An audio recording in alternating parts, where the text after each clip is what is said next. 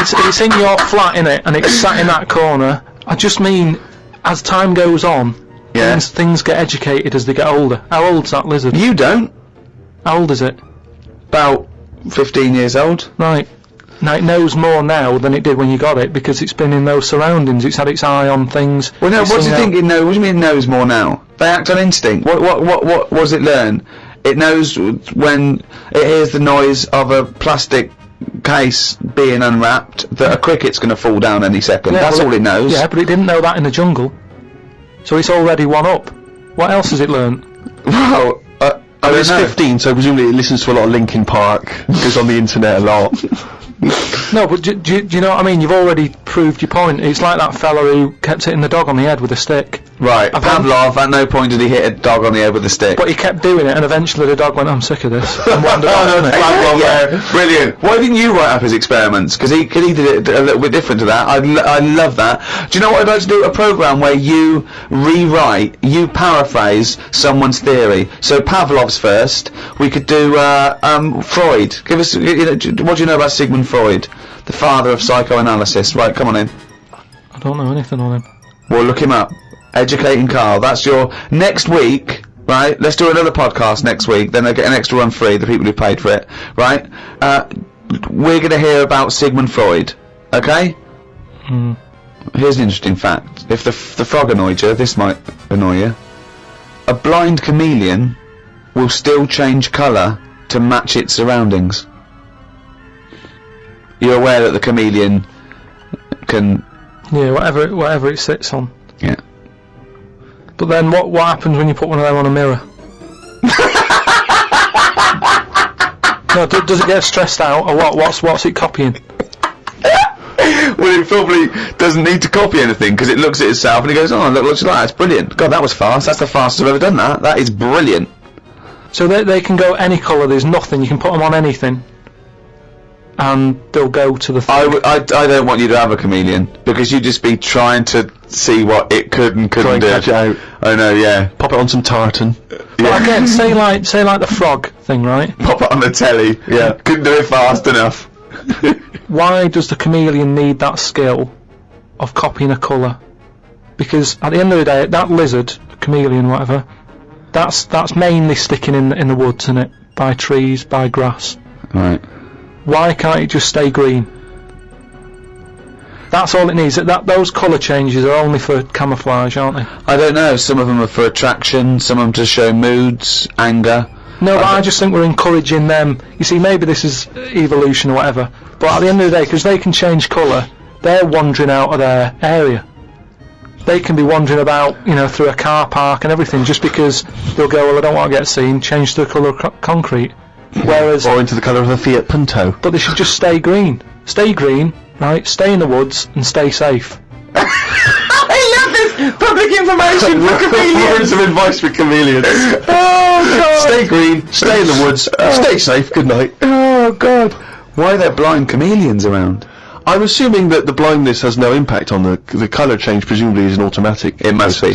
But then that's not going to wander about much anyway, is it? If it's blind, it'll probably stay where it is. So it doesn't need to keep changing. If you know what I mean. I don't know what you mean, no. I never do, though. Right. The only time a turkey whistles is when it panics. Christmas time, then. Yeah. What do you think of that, Carl? It goes from one extreme to another, doesn't it? You've got a frog who's going mental. It's not going mental. Killing thousands of people. No, that's not. That's got that sort of power. Then you've got a turkey who's whistling for help. You think that you should redress the balance a little bit? You want to give... What would you do? Give the frog the ability to kill 500 and the turkey 500? I don't think it should be killing... I reckon 10. 10, because... You've made your point with 10, haven't you? Do you think that he's got 1,000 in his lifetime, right? He's got 1,000 to kill. I don't think you understand. I just think... He doesn't really kill 1,000 people. That stat is about that if you were to boil up a frog, decant of the poison, there would be enough poison to split between 1,000 people and kill them. It doesn't mean someone goes, frog, you have the power to kill 1,000 people in your lifetime. Choose them wisely. But I just think if it needs that sort of power... It should be fighting evil? Well, it's not... it's knocking about the wrong area, isn't it? If it's under that much danger, move.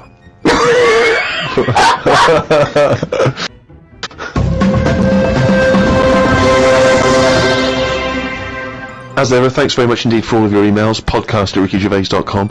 It's lovely to hear your feedback. Many of them obviously responding to the inanity that Carl has spouted over the various shows. And a lot of people just want your opinion on things. They just throw things at you. They just want to know what you make of them. Right. For instance, are you familiar with multiple dimensions? The idea of multiple dimensions? Go on. Well, you know, there are theories which state that we are just in one of an infinite number of dimensions. And in all of those other dimensions, every possible variation that you could imagine exists. So there is a Carl in one of those other dimensions that's both man and woman. There is a Carl that's got hair. There is a Carl that's got a penis growing out of his face. All Carl. And this is a scientific theory, not science fiction. It's a scientific theory. Is it a planet? No, it's a multiple dimension. It's another dimension that exists in parallel with the dimension we are living in now. So we're living in our dimension, and right next to us, intangible, unable to communicate with it or touch it or interact with it. So I'm still doing what I'm doing now, but I'd be sat here with a knob on my head. Exactly. Exactly the same life. Exactly the same life, but with the knob on the head. Now, because there's an infinite number of dimensions, there's another one where you're not doing this. You're sat there with a knob on your head, but you're talking French. Why is this happening? There is one, Carl, and this is a fact, that you're talking French with a knob in your mouth. Exactly. And no one can make his head or tail of what you're saying. No, because it's pidgin French anyway. Exactly. But who came up with this? Well, it's because there are phenomenons that happen at the subatomic level that people are explaining as being that, for instance, atoms or very, very small molecules are disappearing and reappearing. And people are saying... The fact that we're trying to dissect this theory, and you said very, very small molecules. Well, yeah, okay. Atoms, neutrons... And is there anything that we look at on this planet that we go, that's weird, but it would fit in normal in another dimension? It's just so I think say like the Elephant Man. Yeah. Was he alright, but he was just in the wrong dimension? Well, it's an interesting thought. I mean, of course, there is one dimension that where you are the ruler of the world, and everyone thinks you are a genius. Yeah. I'd hate that though. I just don't understand why we're worrying about this though. No, nor do I. Well, we're not worrying about it. Well, they are, because scientists and that sat in a room somewhere going, what's going on? What's happening in the other dimension? But we can't get to it, can we? So that's why I don't worry about it. I agree with Carl. It's largely pointless. It's academic. It's like when a person does philosophy, and the first lecture he ever goes to, he comes out and he goes in the student union. He goes up to someone who's doing English or science and goes, "Oh, right, mate, that table's not there." They go, "What?" They go, "The table's not there." He goes, "What? Have you noticed?" They go, "What? What are you talking about? The table's not there." He goes, "Isn't it there? Can you feel that? Is it there or not?" And his beret falls off. Yeah, it doesn't. It's not a big chat up line as well when you've got a little bit of philosophy and you try to spout off. Because of course I told you before, haven't I, when I was doing a school play and there was a girl and I was trying to crack onto her, but I was going through my sort of, you know, fifth form phase of sort of reading Catcher in the Rye and all the rest of it, rebelling against the system, and I thought, well, she's gonna find me appealing if she realises how smart I am. So Can I just ask you one thing? Yeah. Is this before or after the phase when you thought a bow tie would sort you out? This was before the bow tie phase. Yeah. There was a phase, I should say, for new listeners, where I, for about 6 months, wore a bow tie because I thought it made me look sort of like I was from a Jeeves and Wooster book. And I thought I was very urbane and sophisticated. But, yeah, we're doing the school play, and there was one point where everyone was hanging out in one of the rooms, music rooms, getting changed, joking, laughing, cracking onto each other, right? I was sat in the room next door, empty room, on my own, right? Reading Zen and the Art of Motorcycle Maintenance, the sort of kind of, you know, populist philosophy book from the 70s. Just sat reading that in the hope that she would walk in the room, see me, think, my God, he's obviously wise, and presumably, you know, get off with me. Must have sat there for about an hour and a half before anyone came in, and she came in eventually, and I thought, ding dong, this is it. She came in and said, "Have you seen Martin Wells?" I said, I think he might be next door. She disappeared again. I gave her another 15 minutes on the hope that she'd come back. She didn't. I went in the next room. She was getting off with Martin Wells. Oh no. Because he'd been dancing around with no trousers on. So, all I'll say is, there's a valuable lesson learned. I think this was the same girl. I was at a party once, and I was with this girl, I was trying to impress her, and someone lit some joss sticks. Just gonna give it a kind of hippie vibe, right? And I didn't know what joss sticks were. I thought they were some kind of drug, like cannabis. So these joss sticks are like, and I started going, because I thought we were all supposed to be getting high on these joss sticks. I started going, whoa. Oh man, these joss sticks they're really doing me in, man. And everyone said, what do you mean? I went, oh, they're good stuff. This is good shit. And they said, what do you mean, joss sticks? They're not drugs, they're some incense. And I went, yeah, I know, I'm just saying they smell great, is what I'm saying. Meanwhile, Martin Wells on the table, trousers down, everyone just throwing in money. Yeah, exactly. Oh. I don't know if it was, there was another party where I don't think it was the same girl, but there's inevitably a girl there that I'm trying to, impress. And I went up to, it was a house party in someone's house, so I didn't know anyone there really. I was only Steve, you come without trousers. Will it work for bloody Martin Wells? And I went up to the toilet, and I had to do, number 2s. Brilliant. And I did them. There was no toilet paper.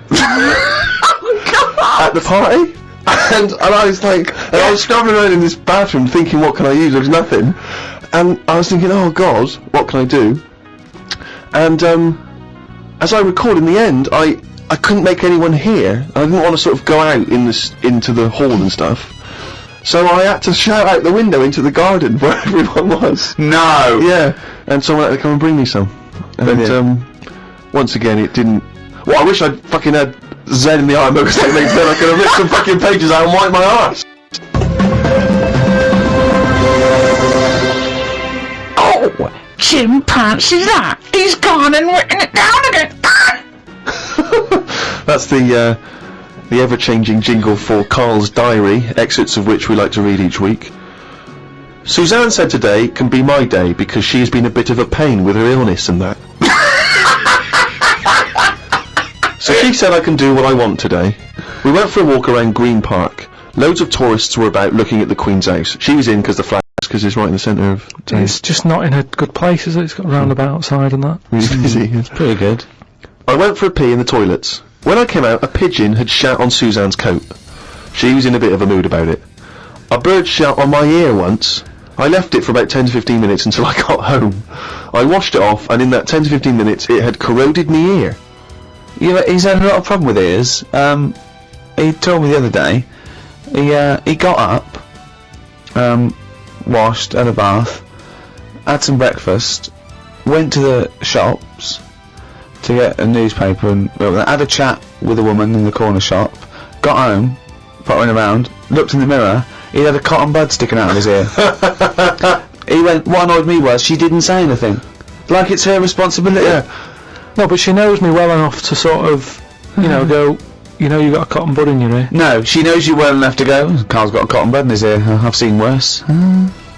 When you've got a cotton bud in your ear, what interrupted I think Suzanne called or my dad called or something, and then because I was running a little bit late because I'd been talking to them, the earbud was in, I just popped my coat on and went to the shop. Carl, you got a toothbrush in your mouth. Oh. Walked through Covent Garden. There were 5 of them mimes knocking about. I don't understand why people take pictures of mimes. Everyone looks like a mime in a picture. That's so true. That's really true. If the point is they're staying still, if that's their skill, a picture won't tell that story. That's absolutely true. My dad took the cat to be put down today because it kept bumping into things since losing its sight. My mum said she's not going to get another one. She said the parrot is looking worried as it's seen the budgie and the cat go in the space of 3 months. Your mum said the parrot's looking worried. What happened to the cat then? It gets into a lot of fights. It lost one eye, and then it got into another fight and lost another. Oh, and it was just walking around bumping into stuff. But I mean, the vet sort of said, "Oh, we can do stuff to keep it alive and all that," but it's a bit out of order, isn't it? Because it costs a fortune. They shouldn't tell you. But Mum and Dad can't afford to have eyes put on it and stuff. no, you can't have eyes put on a cat No, but anyway. they said, "Oh, we can do something here. We can What? have its eyes sorted out." But I don't think you should be allowed cats. Why? Not the Pilkington family. Why not? Well, But they they have keep good dying. lives. Yeah, I know, but they have good lives whilst they're still knocking about. It's just that we get through them. It's a good job you're not going to have kids. Oh, God almighty. I can't believe it. The cat that kept throwing up. So his mum shaved it. Unbelievable. Dry wipe cat. A mate sent me a story on email about a bloke in China who has this weird illness that means he can't have his picture taken. That's not the weird bit. If he tries, his body doesn't appear in the photo. Don't talk shit. He has had group pictures taken and everyone appeared apart from him. Don't talk shit. The That's story had a bollocks. picture next to it of a family photo and it said he was stood at the back but you couldn't see him. Right, he wasn't in the picture. It was in the picture. No, he wasn't in the picture. Done loads of tests and stuff. No, on it. I haven't done loads of tests. This is bollocks. There's no way this is scientifically possible. What's his want? Yeah, now he's wanted. Just a white bit of paper up on the police wall. Have you seen this man? What man? If you see him, tell us. You're talking shit. Suzanne watched the film You've Got Mail tonight for about the 14th time. I don't think you could properly fancy someone without seeing them, unless you're blind. I think it's odd when blind people have affairs. Why is that odd? Just because most stuff is based on looks, isn't it? So you think once they've found someone, they're happy with them. Stick with them. But no, it's not true. Most things are based on looks. What I mean is when you first like meet someone and that. Well, and initially it's only looks because Yeah. you don't know them. So that's what I'm saying. But that's a ridiculous thing to say, isn't it? Well, no, it's just what I think. I'm not saying that's like fact or anything. I'm just thinking if you're blind, why mess about? You're still basing on it if it's only looks that Yeah. people find. What? Yeah, I'm just saying. So why is a blind person messing about having an affair? Because I'm saying that presumably that blind person isn't basing anything on looks. I just alright. I mean, maybe that's not. I mean more like. Do you want me to cross it out? Shall I cross it out? 'Cause Well, it's bollocks. it's just the same way. I think I put how people. I read something in a Sunday paper once with some bloke who was going out with some woman. He ended up going out with a sister who was a twin. If you're gonna have a change, have a change.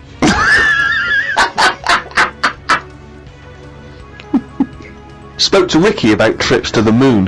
He was up for going just to see what the world looks like. I came up with the idea of a giant mirror on the moon that would reflect the world back. He had a few questions, but I had the answers. Yeah. He changed the subject. I won. Right. My first question was, how would you get it up there? He said bit by bit. That'd be a good mirror then, wouldn't it? I said, how big would it be? He went, you'd still need a telescope. I said, how would you get it on the right side of the moon, always facing the right? He went, what? He went, does the moon move then? I went, yes. And if we don't like the mirror on the moon, we can always wallpaper over it. It's Suzanne's birthday tomorrow, so I've got to get her something. I sometimes think it would be best if we didn't celebrate birthdays. I think people would live a bit longer if they didn't know how old they were. Age puts restrictions on things. She said something about wanting one of them posh badges to put on her coat. I will look for one later. I love the fact that around the time that you've got to buy Suzanne her birthday present, you think that birthday presents are a bad idea. Got up early, it's Suzanne's birthday, gave her the card and present. She was well happy with her posh badge.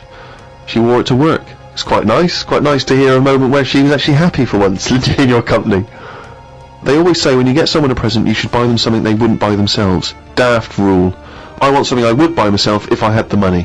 When I was young, me Auntie Nora got me a present I wouldn't buy myself. It was a t-shirt with her face on.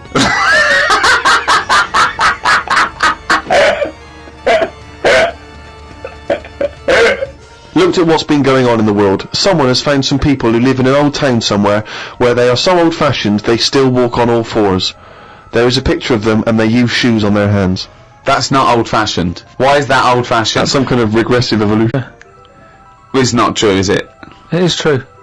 It's somewhere in. Well, I believe they have found a group of people that are living and walking around on all fours, but Yeah, I but don't that's- believe they're wearing shoes on their hands. And I don't believe they haven't evolved to standing up. No, they just haven't seen other people walking on 2 feet. Don't talk shit all your life. That's all it's about, though, isn't it? You copy. When you're a baby, if you were stuck in a room, you'd wander about on all fours because